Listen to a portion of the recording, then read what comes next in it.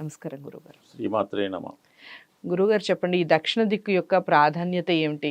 చాలామంది దక్షిణ దిక్కు అనగానే అసలు వద్దు అనే మాట ఎక్కువగా మాట్లాడుతూ ఉంటారు. అస్సలు మంచిది కాదంటారా?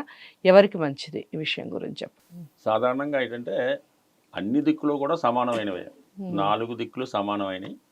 అయితే దక్షిణ దిక్కుకి కుజుడు అది గ్రహాల నుంచి ఆధిపత్యం ఉంటుంది. అష్టదిక్పాలకుల్లో యమధర్మరాజుకి దక్షిణ దిక్కు ఇవ్వడం జరిగింది. అంటే దక్షిణ దిక్కు అనేది ఒక విధంగా వారియర్ సంబంధించింది అనుకుందాం. అక్కడ సైనికులు, దేశ రక్షణ, యూనిఫారం వేసుకునే ఉద్యోగాలు, పోలీస్ స్టేషన్లు, హాస్పిటల్స్, ధైర్య సాహసాలతో కూడుకున్న వాళ్ళు, క్రీడాకారులు, వీళ్ళందరికీ కూడా దక్షిణ దిక్కు బాగుంటుంది. అంటే దక్షిణ దిక్కు ఎందుకు బాగుంటుంది? కుజుడు అధిపతి కాబట్టి ఎంతసేపు కూడా పోటీతత్వం, వాడిని మించి అధిగమించి ఉండాలి, అనుకూలంగా ఉండాలి అన్నటువంటి ప్రాధాన్యంతో దక్షిణ దిక్కు ఏర్పాటు చేసుకుంటే ఈ విధంగా పోటీతత్వం ఉంటుంది. అయితే ఏంటంటే దక్షిణ నైరుతి అంటే ఆ దక్షిణ దిక్కు కూడా మనకి ప్రధాన ద్వారం. లేదంటే ఒక ఆఫీస్కి ఉంటే ఆ ద్వారం దక్షిణ భాగంలో కానీ దక్షిణ ఆగ్నేయంలో కానీ ఉండాలన్నమాట. అప్పుడు అది దక్షిణాగ్నేయం అయితే నిత్యం కళగా ఉంటుంది, శుభకార్యాలు జరుగుతుంటాయి. దక్షిణం అన్నా కూడా ప్రాధాన్యంగా ఉంటుంది, పోటీతత్వంతో ఉంటుంది. అలాగే దక్షిణ నైరుతి అయితే మాత్రం మళ్ళా కొద్దిగా బ్యాడ్ ఎఫెక్ట్. అంటే రాహువు ప్లస్ కుజుడు కలిస్తే ఏ ఇబ్బంది వస్తుందో ఆ దక్షిణ నైరుతిలో ప్రధాన ద్వారం ఉన్నా, అక్కడ నుంచి రాకపోకలు సాగుతున్నా, అక్కడ గోతులు ఉన్నా కూడా ఈ రాహుతో కుజుడు కలిసి యాక్టివేట్ అవుతాడు. ఆటోమేటిక్గా ఈ దుర్వ్యసనాలు, ఎదుటి వాళ్ళ మీద డామినేట్ చేయడం, ఈ కొట్టుకోవడం, ఈ దురహంకారం, ఇవన్నీ కూడా విజృంభిస్తాయి అన్నమాట. సో అందువల్ల దక్షిణ నైరుతి ఇబ్బంది తప్ప దక్షిణ భాగం కానీ దక్షిణ ఆగ్నేయం కానీ ఇబ్బంది అయితే ఉండదు. మీ కుటుంబంలో మీ అమ్మాయికి కానీ అబ్బాయికి కానీ వివాహం అవటం లేదు, ఆలస్యం అవుతుంది అని అనుకుంటే, మీరు అద్దెలలోనే ఉంటే దక్షిణ ఆగ్నేయం ఉన్నటువంటి ఇంట్లో మారితే కంపల్సరిగా వివాహం జరుగుతుంది. సో అలాగే ఒక నిరుద్యోగం ఉన్నాడు, ఆడు ఏ ఉద్యోగం చేయటం లేదు, ఉద్యోగం రావటం లేదు, ఇంట్లోనే తెల్లవాళ్ళు రోజంతా కాలక్షేపం చేస్తూ భోజనం చేస్తున్నాడు తప్ప ఏం చేయట్లేదు అనుకుంటే, అటువంటి వాడిని దక్షిణ ఆగ్నేయం ఫేస్ ఉన్నాడు ఇంట్లో పెడితే కంపల్సరీగా ఇంట్లో ఉండలేడు. ఒక వారం 10 రోజులు ఏదో ఒక జాబ్ చూసుకొని బయటికి వెళ్ళిపోతుంటాడు, సంపాదిస్తాడు, పౌరుషవంతుడిగా ఉంటాడు అనమాట. సో అది ఆ విధంగా ప్లస్ పాయింట్ అవుతుంది. ఇంకా దక్షిణ దిక్కు కూడా సేమ్, అది న్యాయవాదులకి. అంటే మనం ఒక న్యాయవాది ఆ దక్షిణ దిక్కు గృహంలో ఉంటే వాడికి అన్ని లిటిగేషన్ కేసులు, చికాకు కేసులు వస్తుంటాయి. బాగుంటుంది ఆటోమేటిక్గా. కేసులు అంటే అంతే కదా. ఒక పోలీస్ స్టేషన్ ఉంటుంది, నిత్యం సందడిగా ఉంటుంది. ఒక హాస్పిటల్ ఉంటే ఇంకా చెప్పొద్దు, ఇంకా నిరంతరం కేసులు. డాక్టర్ ఖాళీ ఉండదు. ఆపరేషన్లో హాస్పిటల్స్ అన్ని దక్షిణ దిక్కే ఉండాలంటారు.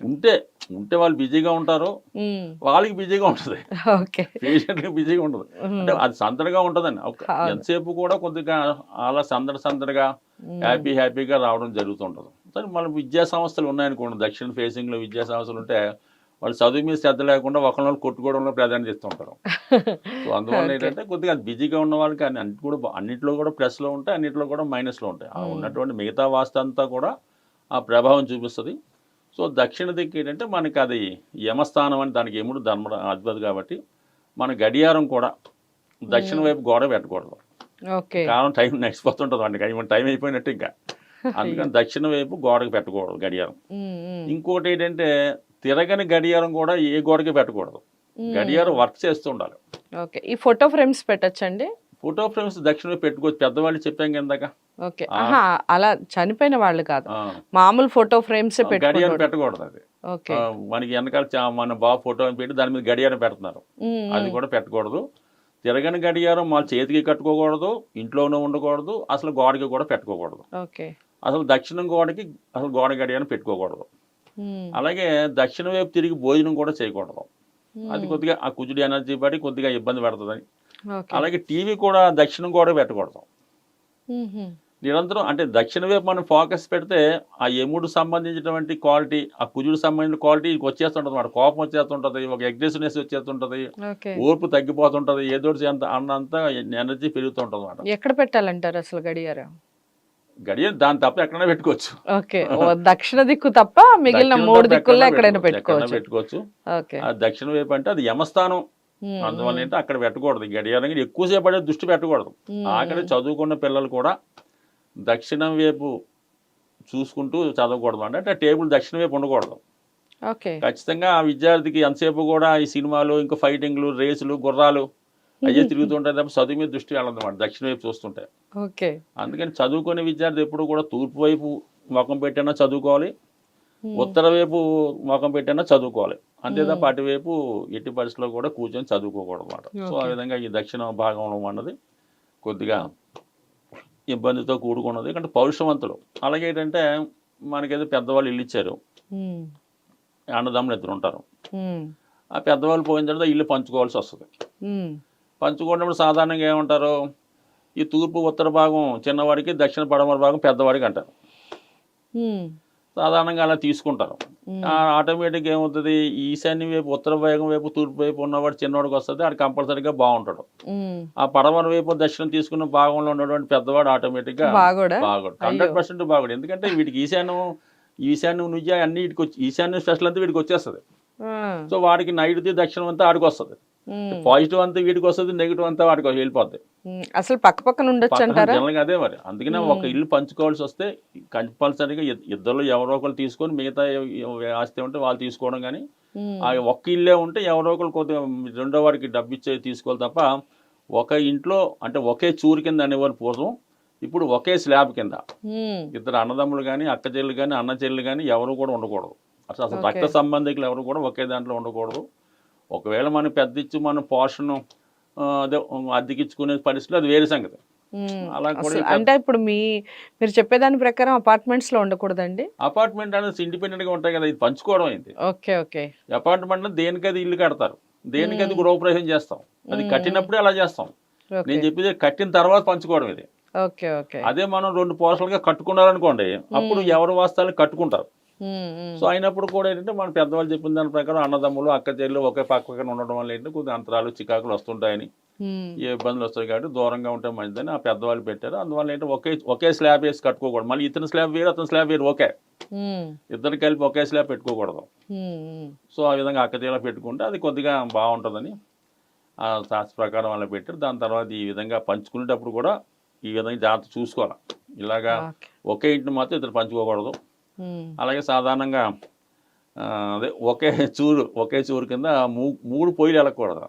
ఉమ్, 3 పొయ్యిలు వెళ్ళకూడదు అంటే సాధారణంగా ఇప్పుడు ఈ మధ్యకాలంలో ఏమవుతుందంటే, ఇది ఒక ఇల్లు ఉందే, ఇద్దరు పిల్లలు ఉన్నారు, తల్లి ఉందే, అంటే తండ్రి ఏదో ఉంటాడు అనుకోండి, ఈ తల్లిగారు ఒక పొయ్య అంటే ఒక వంట, ఉమ్, పెద్ద కొడుకు ఒక వంట, పెద్ద కోడ ఒక వంట, ఉమ్. చిన్న కోళ్ళ ఒక వంట, ఆ ఇంట్లోనే 3 వంటలు అంటే పోర్షన్లు ఖచ్చితంగా నాశనం అవుతుంది.